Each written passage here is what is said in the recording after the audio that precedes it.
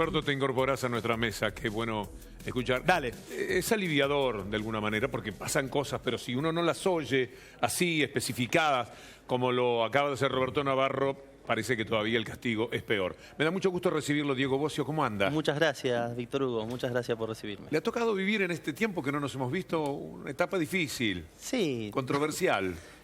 Mire, uno toma decisiones y cuando uno está convencido de esas decisiones, sabe que cuando en política se toman decisiones, bueno, pueden pasar, hay gente que le gusta, hay gente que no, pero bueno, la decisión fue muy convencida. Antes de entrar en tema y pedirle a usted un análisis de lo que acaba de decir Roberto Navarro, quiero preguntarle qué sintió el día en que la presidenta estaba hablando en Comodoro Pi. Alguna gente reaccionó mal con usted y ella dijo lo que dijo. ¿Cómo se sintió?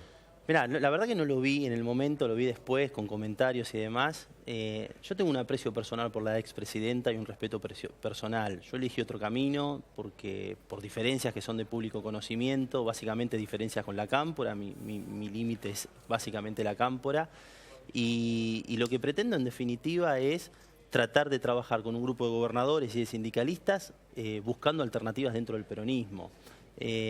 Después la presidenta tiene esa expresión, yo no he hablado más con ella, es una dirigente político que evidentemente tiene una trayectoria muy fuerte y siempre después atendí todo su discurso porque en definitiva es una líder político. Más allá de eso, uno está pensando en el futuro. ¿No tuvo y uno una está cierta pensando... melancolía? No, de los momentos compartidos no, seguramente, en tantas luchas con las que tuvieron. seguramente uno tiene, cuando hay una crítica tan feroz y tan violenta con respecto al pasado, se lo dije en la propia sesión a Peña, me parece que se está faltando la verdad.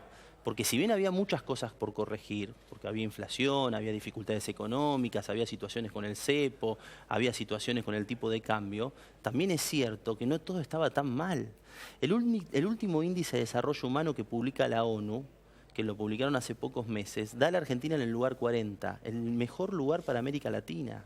Y eso no es producto de la nada. Quisiéramos estar mucho mejor.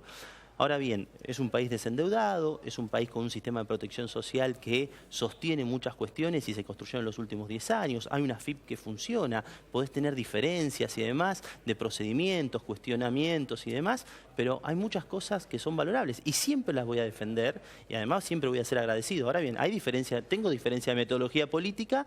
Tengo diferencias, algunas de fondo y otras cuestiones que son más formales. Yo tengo 36 años y quiero que el peronismo vuelva a ser opción y elegí otro camino. ¿Qué vota mañana? Nosotros vamos a proteger el trabajo. Nosotros vamos a proteger el trabajo. Mirá, fue muy interesante el detalle, comporto gran parte de lo que dice Roberto. Pero independientemente de eso, la gente, los trabajadores lo piden. Nosotros hemos tenido reuniones permanentes. Nuestro bloque, el bloque justicialista, nació en un gremio de peones de taxi. Sí. Hemos tenido reuniones con trabajadores taxistas, con trabajadores de metalmecánica, con trabajadores de todos los ámbitos. Y hay situaciones de suspensiones permanentes, corte de horas extras, corte de turnos. Los trabajadores, las pymes, te dicen, che, está vendiendo menos, ¿cuándo me toca a mí? Hay temor por perder el trabajo. ¿Vos apoyarías esta ley que viene del Senado? Nosotros hemos firmado el dictamen, hemos dado quórum, porque tenemos una postura como bloque justicialista, dar quórum siempre, porque hay discusiones, no, que no baja un sector, no baja. Nosotros entendemos que hay que ir, dar el debate, y esperamos que el gobierno escuche, porque en definitiva lo que estamos viendo es casi un autismo. Cuando el jefe de... Es relativo también porque Macri ya reconoció el problema. Cuando Macri convoca a los empresarios a firmar un acuerdo y dice por 90 días no despidan, hay un reconocimiento del problema. Nosotros lo que le decimos a Macri y al gobierno, que no sea un acuerdo donde dice queremos comprometernos. Ni siquiera nos comprometemos, queremos comprometernos. ¿Le consta además que los empresarios, muchos de ellos, después despidieron gente? Me consta. En la misma discusión del Congreso, durante el periodo de discusión del Congreso, en el mientras tanto, el Estado despedía gente. Ni siquiera el Estado está dando el ejemplo para decir no despidan. No sé si soy claro. Entonces, en ese contexto hay una demanda concreta, hay un temor a perder el trabajo y hay una necesidad de proteger, como se ha protegido otros sectores, la minería, los sectores financieros, los sectores del agro, que se proteja el trabajo. Y en eso nosotros vamos a ser contundentes porque hay una demanda concreta y porque queremos como primero priorizar el trabajo. ¿Hay ley o no hay ley mañana? Nosotros vamos a hacer todo el esfuerzo para que haya ley. La Pero verdad sabemos que sería... perdón, Diego, que la reunión entre Recalde y Massa hubo algunas diferencias. Estaba la especulación de que Cambiemos se podía abstener. ¿Vos crees que se aprueba la ley como vino el Senado mañana? Nosotros aspiramos que mañana haya una ley, nosotros aspiramos que el presidente Macri escuche, que es importante escuchar, nosotros aspiramos que eso que prometió en campaña, que había diálogo, respeto institucional, respeto de las otras voces del Estado, que se respete, porque me parece que es importante para la vida democrática y la madurez democrática. Nosotros queremos que le vaya bien al gobierno para que no ocurra esto. ¿Por qué llegamos a esto? ¿Por qué estamos necesitando una ley? Porque básicamente se tomaron decisiones sin tener en cuenta la sensibilidad social. La Argentina funciona cuando hay consumo. Había cosas que resolver, muchísimas. Y de hecho lo hemos debatido y hemos tenido diferencia incluso entre quienes somos parte del peronismo en distintas expresiones. Destruir lo que estaba bien. Pero destruir lo que está bien, primero no resuelve nada. Paralizar la obra pública de un día para el otro realmente es una involución, es una situación muy violenta. No hay excusa posible y eso genera destrucción de trabajo. ¿La excusa no será que es falta de capacidad de gestión, por lo menos en un principio, porque los presupuestos no se están ejecutando? Uno lo que pretende es, se votó un gobierno, ¿por qué la frustración de los empresarios? Porque había una expectativa y esa expectativa no se cumplió. Entonces uno lo que pretende es que haya una continuidad jurídica del Estado. Que si hay una ley, que si hay una obra que empezó, que continúe la obra. Bueno, no hay ejemplo, excusa. Hoy estábamos elogiando nosotros que Macri anunció que va a llevar conectividad a 1.200 ciudades, dándole continuidad a la maravilla que se hizo con desde Conectar Igualdad, ARSAT y demás. Bueno, hay programas que le han dado continuidad, otros no le han dado continuidad. A mí me consta, por ejemplo, un programa como Procrear, que es un programa que no ha seguido el ritmo que tenía que seguir. Y hay necesidad de vivienda, y hay necesidad de generar trabajo. Era prácticamente toda la vivienda que se hacía, estaba saliendo de ahí en los últimos años. Yo lo que creo es que dos o tres cosas. Primero, había un diagnóstico, me parece que errado en algún punto, cuando ellos decían, devaluamos y no hay transferencia a precios. Se lo dije a Peña en el discurso en la Cámara de Diputados cuando vino a hacer el informe al jefe de gabinete. Se devaluó y no se contuvieron los precios. Y eso está generando una dificultad muy grande. La gente puede comprar menos pan. La gente con 200 pesos carga menos litros de nafta que hace 5 meses. Y cuando va al supermercado compra menos carne. Y comprar un asado ya es casi... Bueno, eso es no haber previsto que salir del cepo, que pareció como una muy buena jugada, terminó, usted que sabe del fútbol, como un tiro a la tribuna. ¿Y cómo juega eso en usted haber aprobado el pago a los fondos buitres en función de todo lo que deriva hacia esas cosas? No, pero a ver, yo siempre estuve de acuerdo y se lo he manifestado incluso en forma privada a la expresidenta y lo he dicho públicamente, que el tema de los buitres o de los holdouts había que resolverlo. Que ese capítulo que arrancó en el 2001, en el 2003... No, como dice el lugar, de hecho, usted si mira mi discurso en la Cámara de Diputados, yo el artículo 5 no lo voté. ¿Por qué? Porque fui muy crítico del procedimiento en cómo no ratifiqué ninguno de los artículos. Yo di la herramienta para que efectivamente la situación se resuelva. Ahora bien, los acuerdos nunca son los mejores o los perfectos, son los posibles.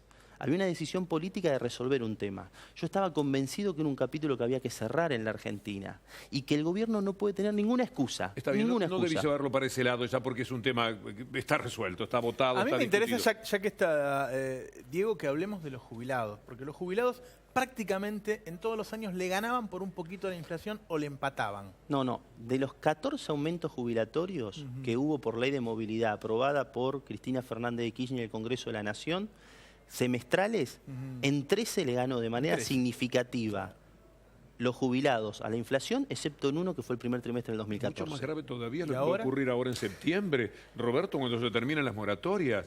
Bueno, no sabés que, a ver, Diego, el aumento bien la jubilatorio, fórmula juega la recaudación del año entre pasado, las dos variables. del año pasado. El incremento de sueldos de haberes jubilatorios de este año tiene un techo con la recaudación del año pasado que es del 30,5. Con lo cual, si el primer semestre fue del 15,5, queda el otro 14-15%. No va a ser más el aumento jubilatorio.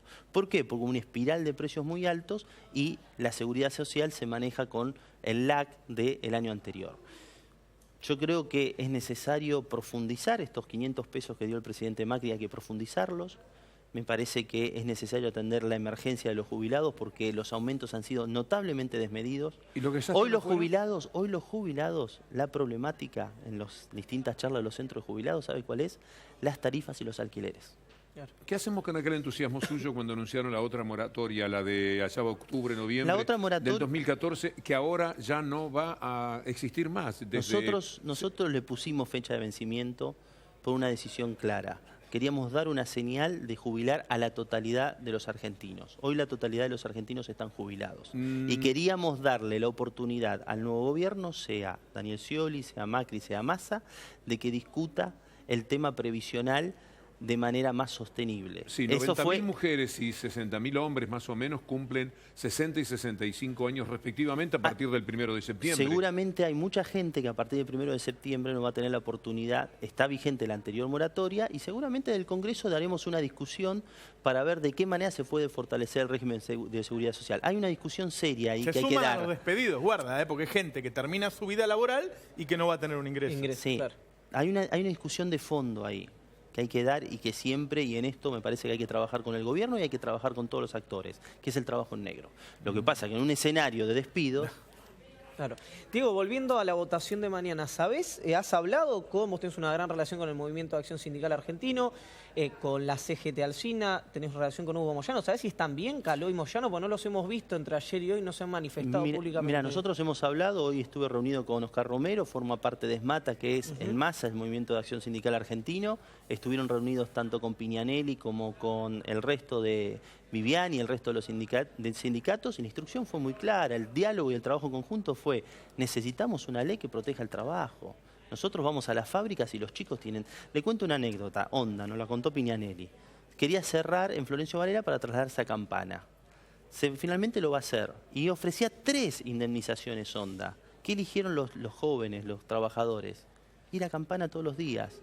¿Y cuál fue el argumento? No quiero volver a ser jardinero, quiero trabajar en una fábrica. La gente quiere trabajar y hay una situación complicada con el trabajo. Entonces nosotros lo que le pedimos a Macri, que escuche, que no sea un gobierno autista, que escuche a los sindicatos, que escuche a los sectores de la oposición, que nos escuche, porque evidentemente, además, el proceso político... No está muy en tren de escucharlo, sé lo que le dijo el otro día a Caló, lo que ha trascendido, lo que contó Morales Solá.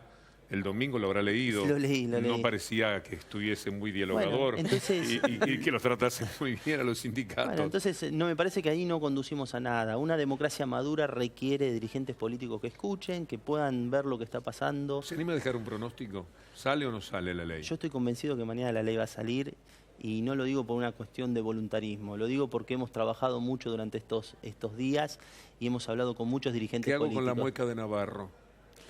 No, a mí me da la impresión de que si sale así, quizá la veten. Yo sé que hay distintas opiniones en el Ejecutivo sobre eso, porque hay un costo político grande. Por ello decían, bueno, si le vetamos una ley que nació del kirchnerismo, como nosotros estamos en este blanco y negro, nos conviene. No, a ver, eso son especulaciones políticas. Bueno, y acá no se puede especular. Lamentablemente, esta ley está llena de especulaciones políticas. Bien, no nos hagámoslo. No. Está llena. No, mire, nosotros no hemos especulado. Acá Iván me cuenta, un rato están reunidos el Frente de Victoria con el PRO, después el PRO con Massa, después Diego con... Diego soy yo. Sí, bueno, con vos tenemos confianza, decimos Diego, ¿viste? Digo, hay un rosqueo, hay una especulación. No sé con esperanza. Frente a un drama. Mire, yo lo que les digo es lo siguiente. La actividad legislativa requiere... Bueno, los votos de ellos son muy importantes. La actividad legislativa requiere poder encontrarnos, poder juntarnos y poder de alguna manera plantear las diferencias. Eso es un tema de la propia actividad legislativa. No es unipersonal como el Poder Ejecutivo, es colegiado. Primer punto. Segundo punto, nosotros siempre fuimos claros en el planteo. La prioridad es sostener el trabajo. Si eventualmente se pueden incorporar modificaciones, bienvenidos sean. Ahora bien, si la prioridad es el trabajo, nosotros vamos a seguir en ese sentido. Por eso no especulamos en bajar. A nosotros no nos convocó el Frente para la Victoria, a nosotros nos convocaron los trabajadores. Acá hay un tema central. Cuando se antepone la actitud política o la especulación política por encima de la decisión o la necesidad de los trabajadores, es un error. Si Macri la veta, para mí es un error. Y sobre todo no un error porque es un tema legal, lo puede hacer constitucionalmente, como dijo el jefe de gabinete, está bien. El error, ¿sabe cuál es? El que él prometió diálogo. Él prometió madurez republicana. Él dijo el día que asumió... ¿Por qué creerle a quien tenía la mayor cantidad de vetos que jamás se hayan visto en un gobierno municipal? Bueno, yo no le creí. Yo le creo. Yo no le creí. Lo que digo es, en algún punto, no podemos cuando uno se pone a consideración de la gente, independientemente de las posiciones, independientemente de las convicciones, algo tan sencillo como dialogar y escuchar un poder, me parece que hay que ejercerlo. Diego, muchas gracias. No, gracias a usted, Víctor Esto que he Hugo. golpeado es un libro que tengo que presentar después, ténganlo en cuenta. Bueno. Es un libro que tiene que ver con quien va a estar en el final de nuestro programa, Intrigas, Alianzas y Traiciones. Caramba, esto parece estar hablando del Congreso para mañana. Es el libro de Gustavo Silvestre del que vamos a hablar cuando lo tengamos a Gustavo. Diego, muchas gracias. Muchas gracias, Víctor Hugo. Y a ustedes también, muchas gracias por esta economía política extra que hemos tenido. Que se repita. no te Mañana, digo. si fuera posible. No quiero abusar, pero Enorme, me dio mucho gusto. enorme alegría. No, todas las veces que podamos sumar, Víctor Hugo.